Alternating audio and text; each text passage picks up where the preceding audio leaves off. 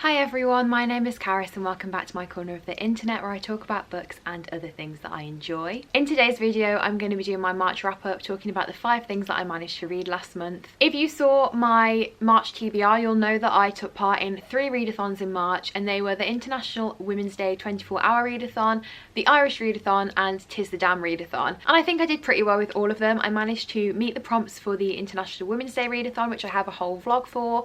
I did read one Irish book, which counts as having succeeded at the Irish readathon, and then the 'Tis the Damn readathon, I'm not sure. I think I got most of the albums, but other than that, March was actually a really good reading month. As I said, I managed to read 5 things, which I think is a little bit less than I read in January and February, but it's still pretty good. I like to aim for 1 book a week, but aside from the quantity of books that I read, the quality of them all was top tier, really good. I really enjoyed all of these.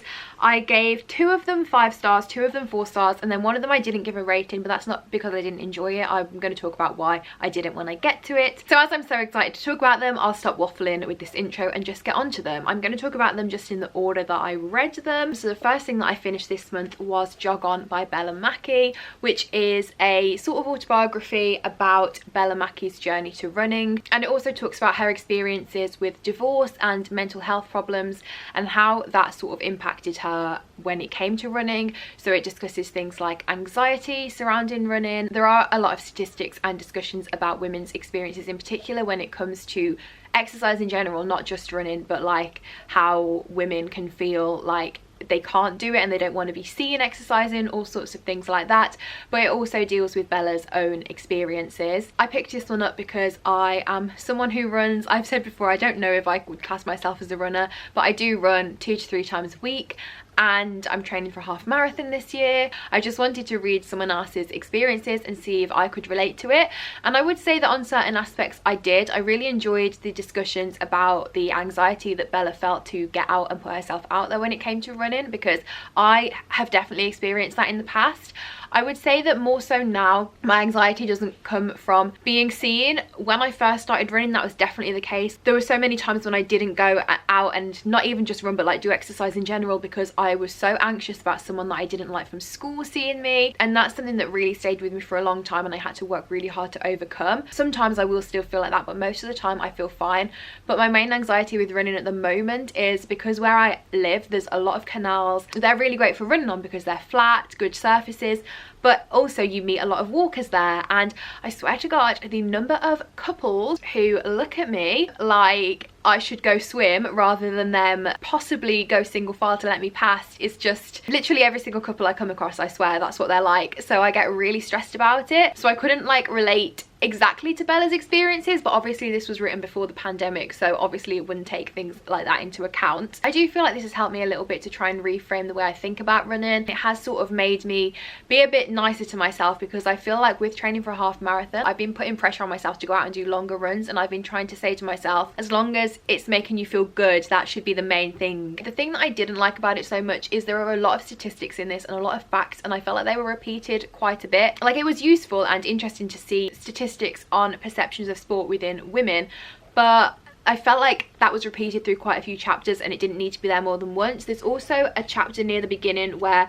she's basically describing different mental health conditions like panic disorder, social anxiety, phobias, PTSD. It's more like heavy statistics on those conditions. I understood why they were there, but I don't know, it didn't quite work for me the way that they were included. They were sort of just placed there. But overall, I did really enjoy this. I'm glad that I read it. I actually listened to a lot of it on audio, which was really nice to hear it being spoken by Bella herself. And I didn't give this one a rating because I don't really like rating non-fiction when it's like so personal to the person who's written it. The next thing that I read in March was a book that I read during the 24-hour International Women's Day readathon. So as I said, I have a whole vlog of that reading experience. If you want to see more of my thoughts as I was going through the book, then you can check that out. I will leave it in the cards and in the description.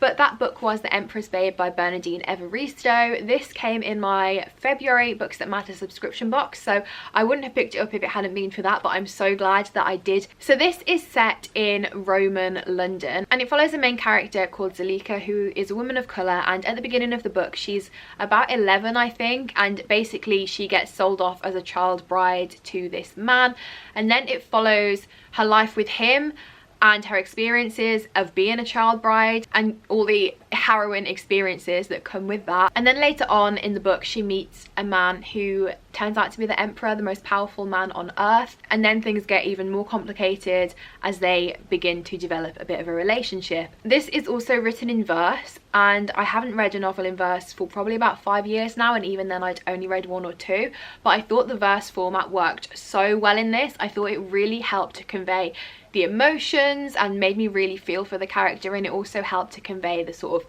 sights and smells and sounds of Roman London. Like, I definitely felt like I was transported there in this, which I just loved. I definitely think that there are certain images that were used in this that are really going to stay with me for a long time, and I think that's a credit to the way that it's written. Something that this very cleverly did was sort of blend the past and the present. So although the time period that it was set in was the Roman period, there were things that were just instantly recognizable as things from today's society, and I really loved how this book was able to just transcend history in that way, and I guess get across the message that the human experience is sort of universal. These feelings and these emotions were felt by this woman in AD 211, and you can relate to them now as someone in 2021. This book was also written quite a long time ago now. I think it was like the early 2000s, so the fact that I still felt like I could connect with some of it, although obviously I haven't been through the same experience and nothing as horrific as this main character has been through, there were certain things, certain emotions that she felt that I was like, I know how that feels and I know why she's feeling like that. So I ended up giving this one a 4 out of 5 stars. Really glad that I read it,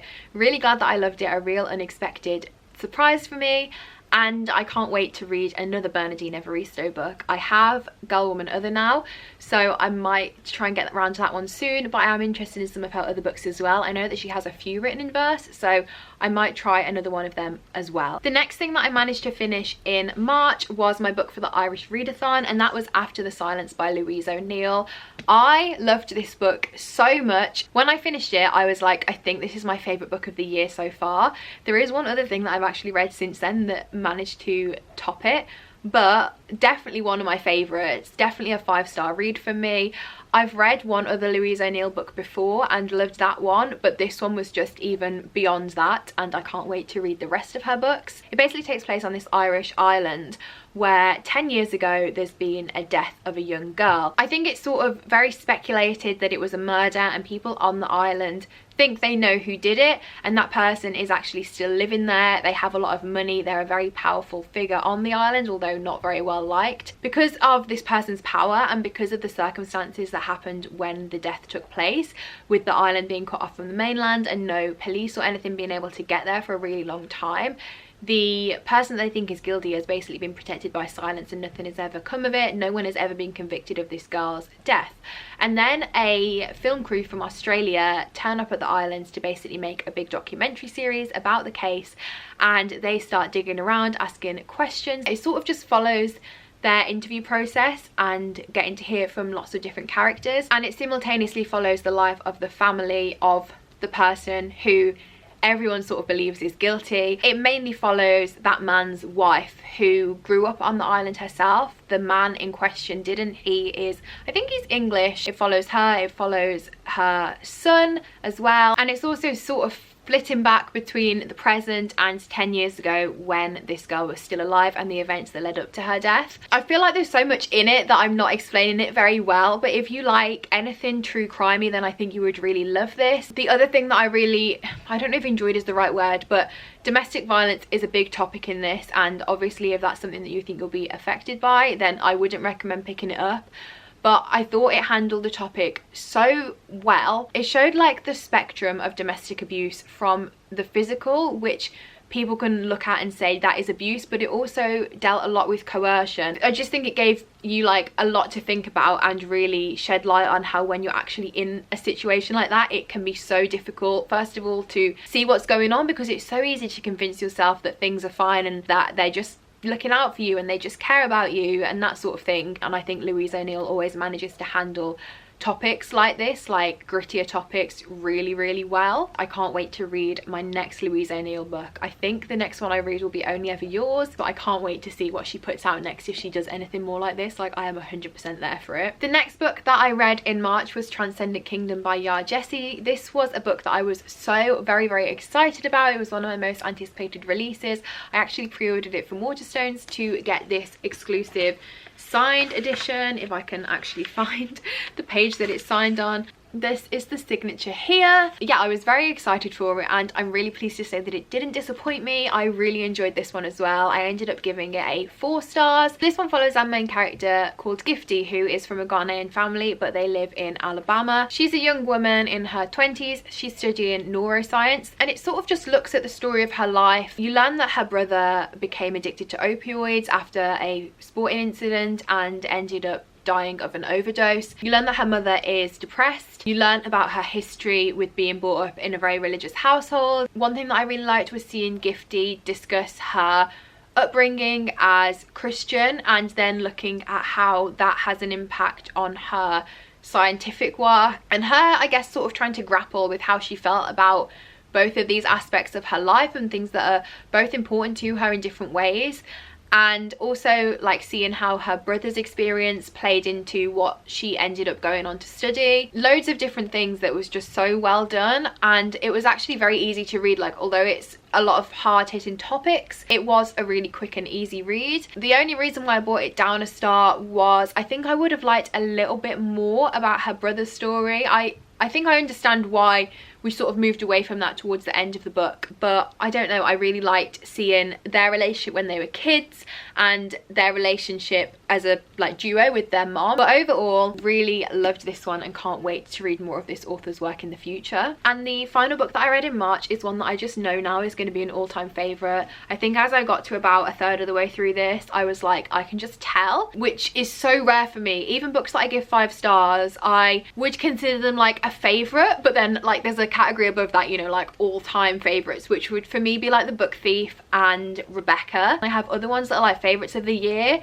but nothing ever really has like cracked into that top 2 of all time barrier until this, Hamlet by Maggie O'Farrell. I would put it in the top 3. I would. At this moment in time, I don't know if it's because I've just finished it. Like, we'll see at the end of the year if I still put it right up there with those 2 books, but at this moment I'm like in my top 3 books of all time, which is just incredible, and I'm so glad. I didn't know if I was going to enjoy it as much as I hoped I would, and as much as other people have, because I didn't know if I was going to gel with the writing. I didn't know if it was going to be too literary for me, because I haven't read too much literary fiction. It's something that I'm still quite new to. I had no need to worry. This was absolutely amazing. It read so well.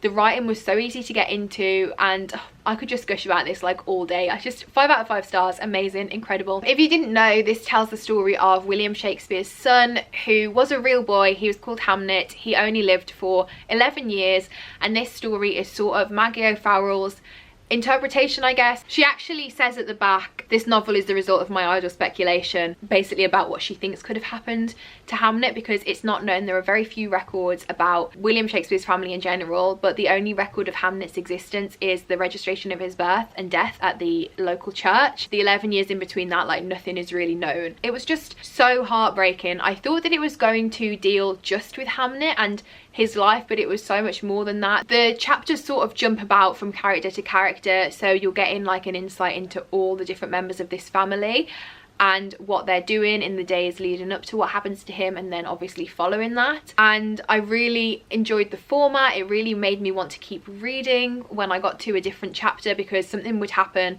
with one character and then we'd go to another character and I'd be like, oh, I need to like read through this so I can get back onto the next one. I think Maggie O'Farrell just captured the essence of this family and all the different characters in it and all the different personalities so well. The ending, like the last part of it, was so sad. Obviously it deals very heavily with grief and the loss of a child. That's not something I have experienced, but reading it in the second part of this book and reading the mother's experience, I don't think I've had anything have such an impact on me emotionally for a very long time. And it's very rare that a book actually makes me cry or actually makes me really feel emotions, and this one definitely did. The other thing that I really enjoyed about this was just the way that things were described, like the sense of being on the street in Stratford, the surroundings, the hustle and bustle of like the market and stuff.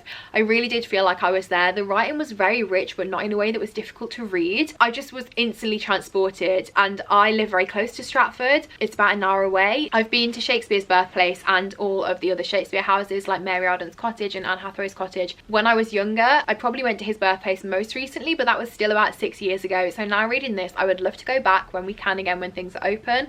but I do go to Stratford quite often and like not go in the houses. So I think like when we can go a bit further outside our area and just be outside, I'm going to go there and have like a walk around the town. I'm sure this is going to be one that I feature in several videos because I feel like I'm going to want to talk about it all the time. I would say if you're a little put off about this by the hype, then just check it out. I was very, very pleasantly surprised with how much I loved it.